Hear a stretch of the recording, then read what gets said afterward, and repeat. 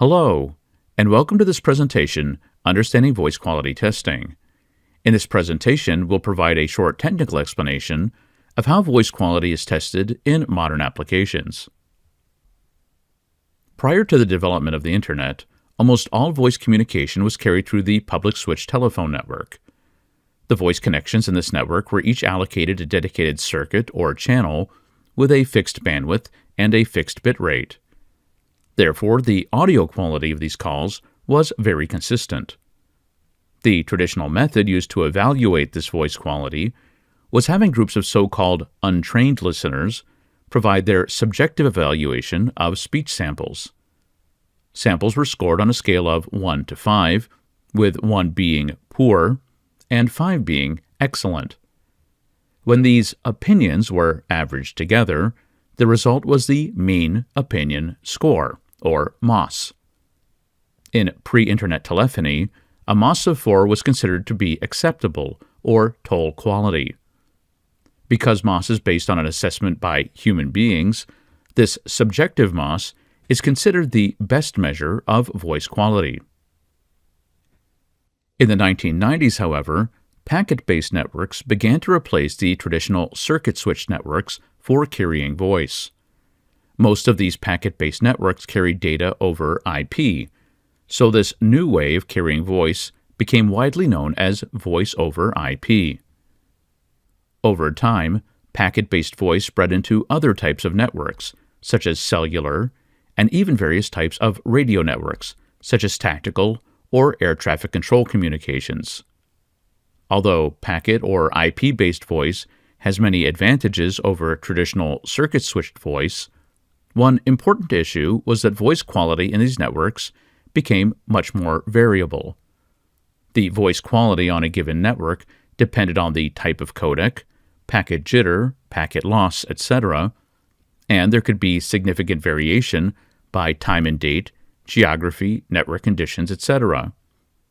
As a result of this variability, more frequent evaluation of voice quality became a requirement. Because it's very costly and time-consuming, traditional MOS testing of these highly variable, packet-based networks was not practical, in large part because this type of manual testing could not scale to meet even modest requirements. Although humans remain the best way of measuring speech quality, efforts were made to find an objective voice quality testing procedure that would accurately estimate MOS. The goal was to find a method of producing scores similar to subjective MOS tests, but without requiring human listeners. Although there are many traditional audio measurements, such as signal-to-noise ratio or total harmonic distortion, these cannot accurately predict voice quality when perceptual speech coding is used. The first reasonably accurate voice or speech quality algorithm was PSQM, Perceptual Speech Quality Measurement, which was released as ITU-T Recommendation P.861. Several other standards, such as PAMS and PESC, followed shortly thereafter, and each of these attempted to address limitations of the earlier methods. Some of these limitations included dealing with variable silence or delay, as well as properly measuring voice quality for wideband codecs, that is, codecs which provide higher audio quality than traditional telephony networks. The most recent voice quality algorithm is called POLQA, Perceptual Objective Listening Quality Assessment, which is ITU-T Recommendation P.863. This recommendation was jointly developed by Opticom, Swissqual, and TNO, and there have been several updated versions since it was first released in 2011. POLQA addresses most of the issues with early voice quality algorithms, including support for narrowband, wideband, super wideband, and full-band codecs.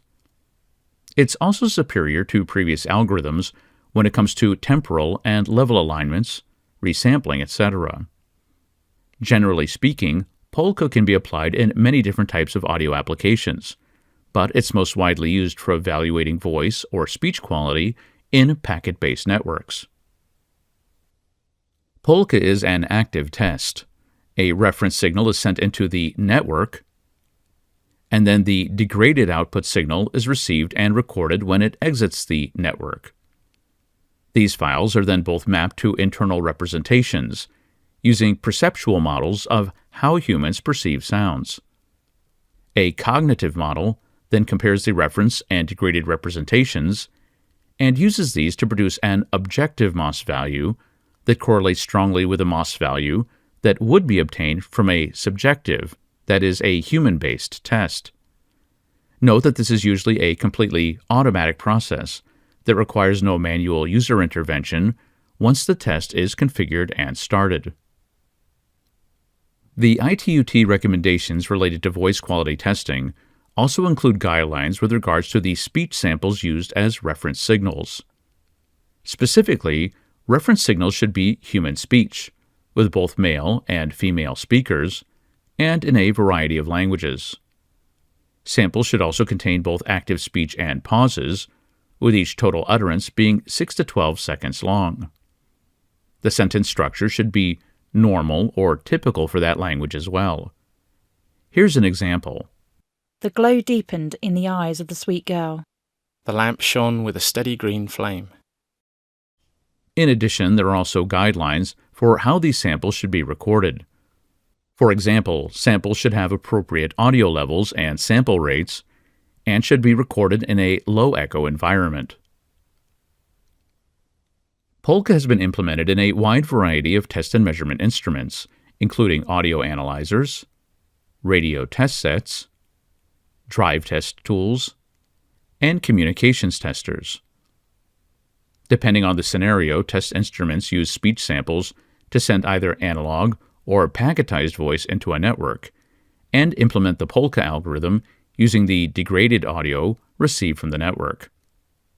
Integrating the Polqa algorithm into test instruments themselves removes many potential sources of inaccuracy, and also increases ease of use and measurement efficiency. Let's end with a brief summary. Traditional voice networks are rapidly being replaced by networks and devices that send voice in the form of data packets.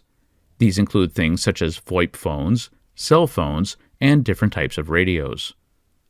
Although packet-based voice networks offer many advantages, they also exhibit increased variability in perceived voice quality. Since testing or measuring voice quality using groups of human listeners does not scale, several objective algorithms have been designed to produce scores that strongly correlate with subjective MOS. The most recent of these is Polqa, which is described in ITU-T recommendation P.863. In Polqa, reference voice samples are sent through a network, and both perceptual and cognitive models are used to compare these with the received degraded samples. The result is a subjective MOS score on a scale from 1 to 5. And finally, we briefly mentioned some of the different types of test and measurement instruments that can implement Polqa as part of their measurement functions. This concludes our presentation, Understanding Voice Quality Testing. If you'd like to learn more about voice quality testing or voice quality-related instruments from Rohde & Schwarz, please see the links in the video description. Thanks for watching. Please subscribe to our YouTube channel and visit us at rohde-schwarz.com.